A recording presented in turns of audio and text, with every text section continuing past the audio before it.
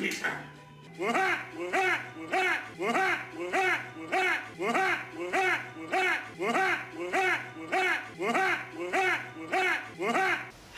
Hello everyone, and welcome back to Stephen King Month.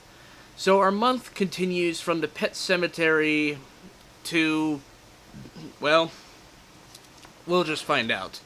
Dolores Claiborne is directed by Taylor Hackford and was released back in 1995.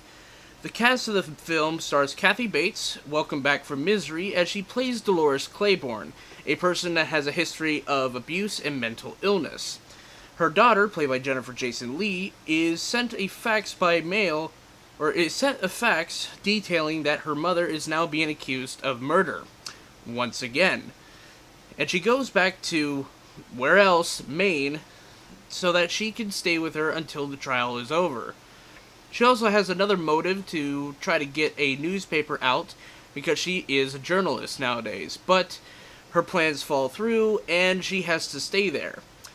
The music in this film is conducted by Danny Elfman, the one with all the Tim Burton movies, which almost makes me want to question why Stephen King and Tim Burton have not gotten together yet to make a movie. I mean, Tim Burton's visual flair with Stephen King's weirdly visual type literature would lend itself to kind of a weird but visually uneasy type of film. I think it would have been a really cool idea if Tim Burton and Stephen King teamed up for a film, but I don't know. It hasn't happened yet. The one thing about this film that strikes me the most is the performances. The performances from most of the actors in this film are really good. Kathy Bates, once again, gives a very powerful performance in this movie, and she plays a person that has a mental illness, but she also has a history of mental abuse, and she has to balance all these different aspects about her character in one movie. And, I think it's a really good performance. Is it as good as her role in Misery? I don't know. Misery was such a step in the right direction for Stephen King adaptations, and it was one of the first Stephen King movies to get an Oscar nomination, let alone a win. Jennifer Jason Leigh's character also has a kind of a nice little history with Dolores, and the theme of mother-daughter relationship plays pretty well in this film.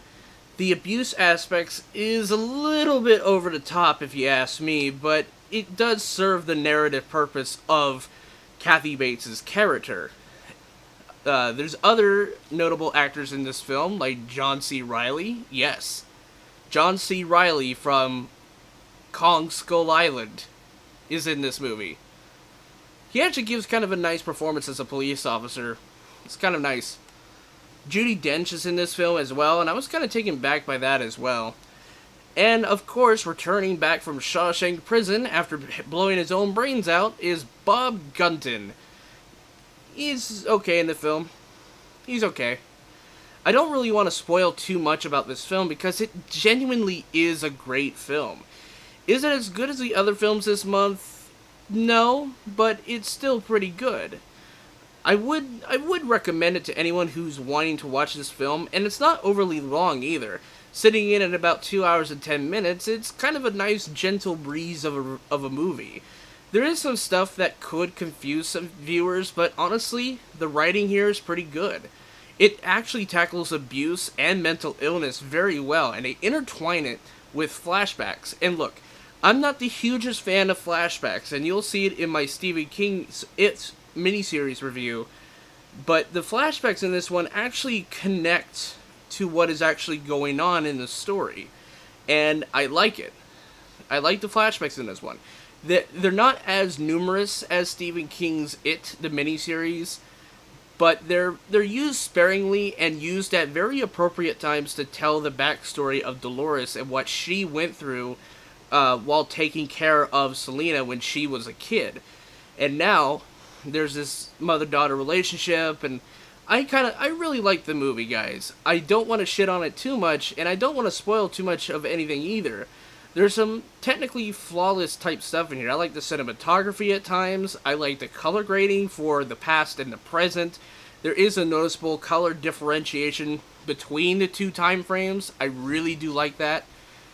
And the ending is actually kind of nice. It's a nice ending, and I don't want to spoil it. it's a really great film. If you haven't seen it already, it's on DVD and I think it's on Blu-ray. But I'm going to give Dolores Claiborne a solid B+. It's a really great film with great performances, some great writing, and some great technical stuff, and I really do enjoy it. So check back next time in our Stephen King month review series, where I take a look into The Dead Zone with Christopher Walken. So, I'll see you guys in the next video. Peace.